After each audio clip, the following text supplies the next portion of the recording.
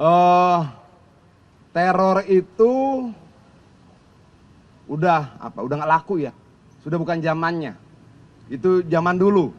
Kalau kemudian kita di hidup zaman sekarang, kita harus lebih beradab. Perbedaan pendapat itu sesuatu yang biasa. Duduk di meja sama-sama, sampaikan argumentasi masing-masing, dan biarkan rakyat menjadi jurinya melihat itu.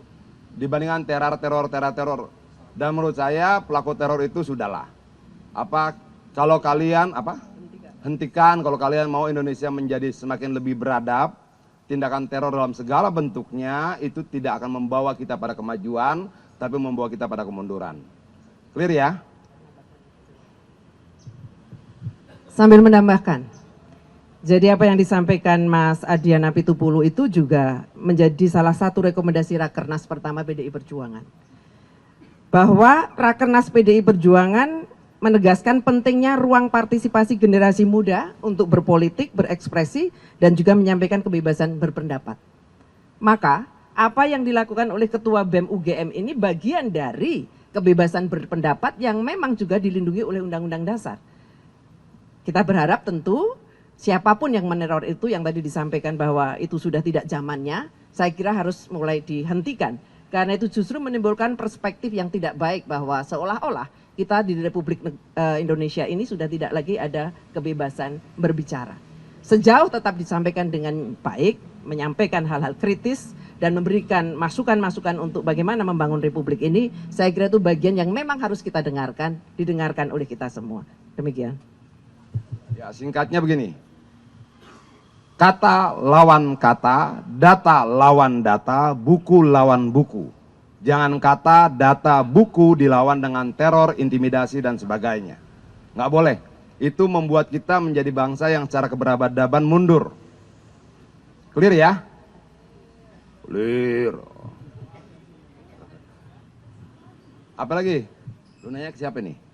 Ke Mbak Esti. abang aja sebagai yang ada background legal. Background legal. Gue belum nangkap maksudnya gimana sih?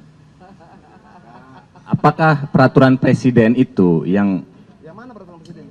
Tidak mau masuk pada wilayah itu.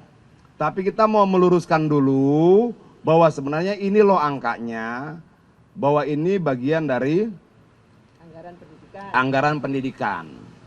Itu loh, tidak terpisah.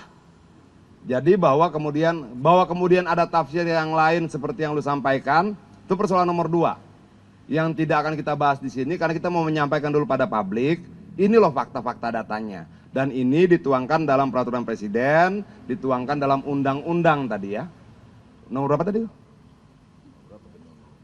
Undang-Undang nomor 17 tahun 2022. Ah, itu dia. Gitu loh. Clear ya? Ya enak aja lah. Lagi, kalau itu masih akan kita kaji nanti di dalam komisi. Tapi yang ingin kita sampaikan sekarang, menyampaikan faktanya tadi, gitu loh. Bahwa ini ternyata, dan harapan kita, itu dulu. terakhir Bang sebagai kuncian, apakah PDP setuju? Sikapnya setuju apa tidak setuju? Ini sudah bentuknya undang-undang. Sudah undang-undang dan sudah apa itu? Peraturan presiden ya? Itu loh. Ada lagi? Jadi lebih kepada begini, kita tentu mempunyai harapan alokasi anggaran pendidikan ini juga bisa kita alokasikan secara tepat. Apakah MBG tidak tepat? Saya harus kembali mengatakan bahwa MBG itu untuk wilayah-wilayah tertentu memang sangat membutuhkan. Seperti daerah 3T yang tadi ada yang disebutkan. Seperti daerah-daerah yang tingkat kemiskinannya tinggi. Itu sangat butuh karena kami juga hadir di tengah-tengah mereka dan mereka menanyakan, MBG kami kapan Bu? Kok kami belum ada MBG? Termasuk ketika kami berkunjung ke daerah bencana. Aceh Utara waktu itu belum ada. Di luar daripada itu adalah bahwa apakah anggarannya harus sebesar itu diambilkan dari anggaran pendidikan. Dikala kita masih sangat membutuhkan anggaran-anggaran untuk apa? Satu, untuk kesejahteraan guru.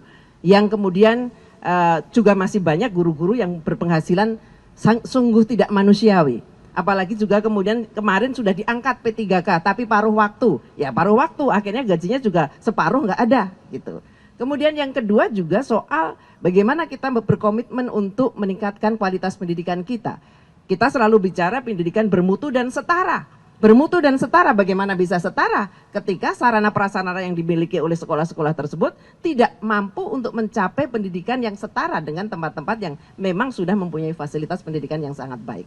Saya kira itu, Mas. Jadi intinya, ayolah alokasi anggaran ini juga kita sebagian bisa untuk kesejahteraan guru, bisa untuk revitalisasi, bisa untuk juga percepatan penyelesaian pendidikan di wilayah bencana yang sampai hari ini masih banyak anak-anak kita yang sekolahnya di tenda-tenda darurat. Dan dengan fasilitas sekolahnya masih ada, tapi meja kursinya hilang, alat-alatnya juga sudah tidak ada. Termasuk SMK-SMK. Bagaimana kita mau bicara pendidikan berkualitas ketika alat-alat prakteknya sama sekali tidak ada? Apakah itu fakta? Fakta, karena kami berada di lapangan untuk melihat itu. Demikian. Mbak Esti yang jawab. Ya. Baik, saya harus menyampaikan. Pertama, kalau di Komisi 10 itu tentu informasi ataupun monitoring pengawasan yang kita lakukan tentu terhadap mitra kerja.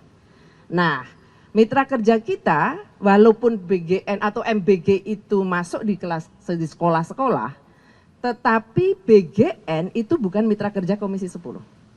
Jadi tentu kami tidak bisa secara detail untuk kemudian mendapatkan informasi melalui forum di Komisi 10. Ada ruang lain yang mungkin itu oleh komisi, kalau tidak salah BGN itu di Komisi 9. Maka Komisi 9 lah yang kemudian pasti lebih memahami detail mengenai anggaran untuk BGN ini. Karena anggaran BGN setahu kami di dalam APBN ini kan tidak hanya 223,5 triliun.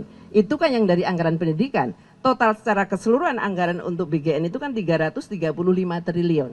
Nah, saya kira lebih tepatnya di dalam bagaimana sejauh mana BGN melakukan penyerapan anggaran, ya kita tahunya hanya dari medsos. Medsos katanya sudah berapa, Mas? Pasti sudah tahu kan? Persen, ya. Ya saya kira ini yang bisa kami sampaikan karena memang Komisi 10 tidak mempunyai tidak bermitra langsung dengan BGN. Hanya anak-anak penerimanya adalah bagian dari dunia pendidikan yang berada di Dikdasmen. Mana Mbak Isti melihatnya? Sejauh ini kita belum membahas mengenai revisi Undang-Undang APBN. Ini kan baru saja ya, baru sampai dengan Februari. Kalau toh nanti ada perubahan, itu lebih kepada persoalan anggaran-anggaran yang harus digunakan untuk percepatan daerah bencana. Seperti yang kemarin mengemuka ketika kita sedang melakukan rapat koordinasi antara satuan Satgas bencana di DPR maupun dengan pemerintah. Gitu. Kalau untuk kebencanaan saya kira kita dorong full bagaimana supaya daerah bencana bisa terselesaikan termasuk soal anggaran pendidikannya.